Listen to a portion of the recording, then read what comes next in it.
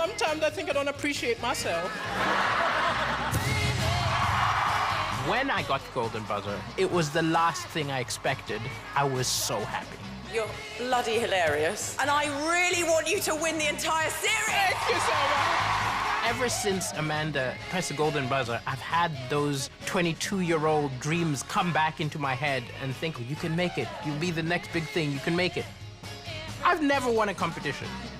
I think it's time that I win something. I really do. It's my turn. I'm ready. I'm ready to score the knockout punch.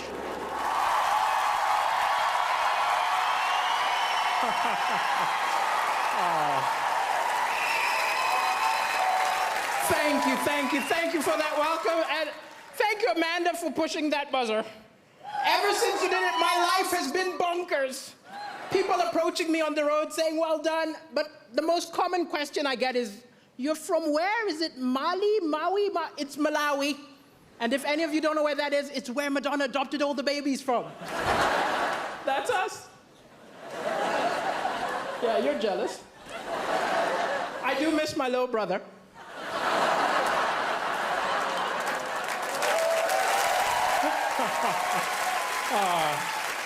And Angelina took my sister, so. And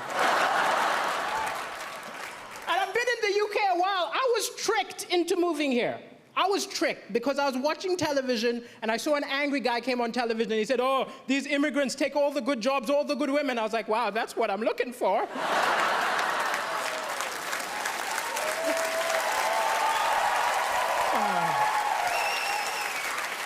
Sometimes comedy, it's hard to laugh sometimes because the news is full of depressing stuff.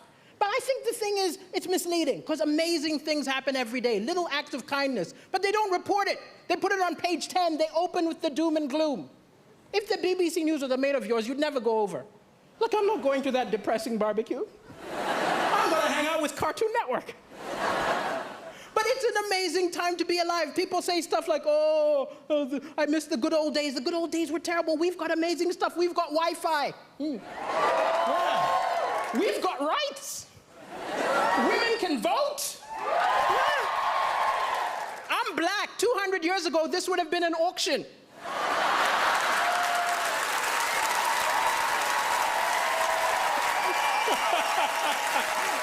We've come a long way, that's all I'm saying. But even with the doom and gloom, the Malawian press is a lot worse than your press here. I'll tell you. Like, I did the first ever comedy show in Malawi, which isn't an accomplishment. I'm the only stand-up comedian, right? And I called the local press and said, send a reporter. The editor said, why don't you write the review yourself? Huh? You give me some money, I will say we wrote it. I was disgusted by the total lack of integrity in the Malawian press. But wow, that was the best review I ever got. 7 stars! He's a genius! The African Michael McIntyre! But it's crazy I'm on television right now because my ex always felt I wasn't ambitious enough. She always used to be like, you're a comedian, come on, be more ambitious. I said, hey, I'm happy. She said, you're not happy.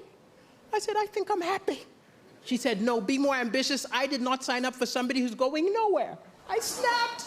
I told her, look, you knew I wasn't ambitious the day we met. Of all the women in the bar, I approached you.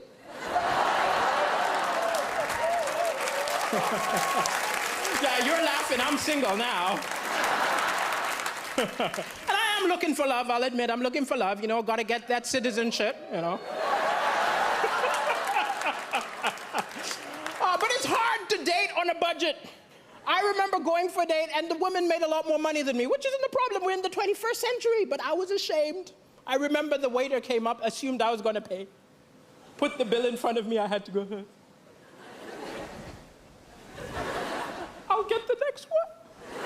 I felt so pathetic watching her pay. I wanted so badly to be part of the transaction. So I just took the change. I don't understand the British. I saw a beautiful British woman looking at a mirror upset. I said, what's going on? She said, can't you see? It's a fat mirror. I said, what do you mean the mirror's fat? She said, this mirror makes me look fatter than I really am. I said, wow, I think my eyes have the same problem.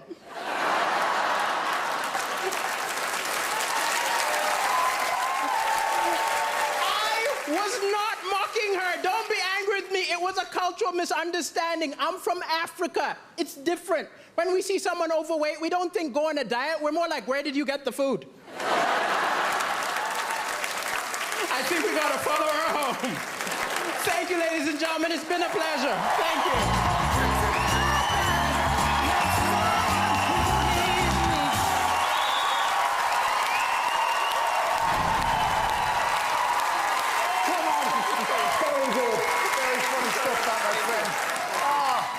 Amanda, are you proud? Oh, daliso, I love you. I'm so thrilled. I have to say, I think that's even better than the first time we saw you.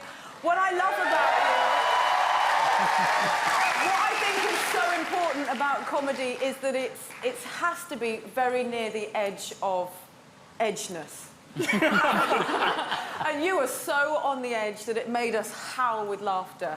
I mean, it was naughty, it was edgy, it was fresh, it was cool. And the best thing about you is that nobody can nick your material. Yeah. Michael McIntyre can't take your stuff. Nobody can take your stuff. You are unique, and you really smashed it. I'm proud of you. Well done. Thank you. Thank you. Can you, do you mind reminding me how old you are again? I'm 37. 37, you look good. I have to tell you something. You are one of the funniest people we've ever had on this show. I love the fact you are so fantastically non-PC. Yes!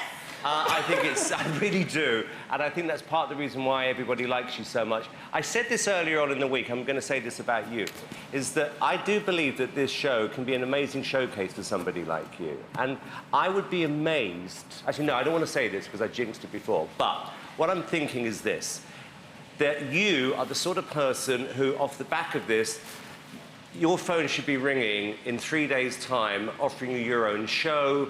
You should be on TV more often. I mean, the one thing I've noticed about comedians are they are quite selfish, and the same people seem to be on a lot. I think there's a real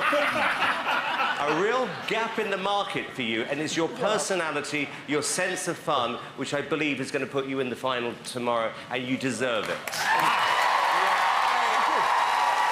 I second that. I pray people pick up the phone and put you in the final.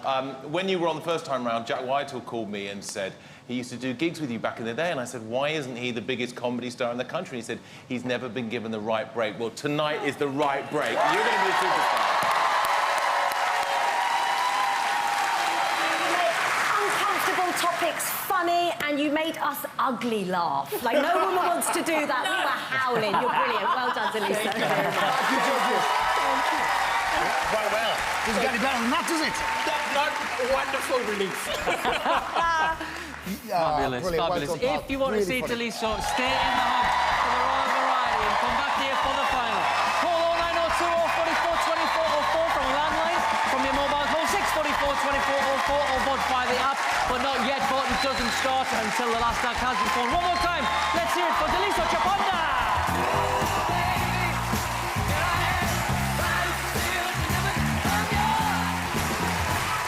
Ah, very funny. Very good indeed. Good, good. Now, our next act delivered one of the most emotional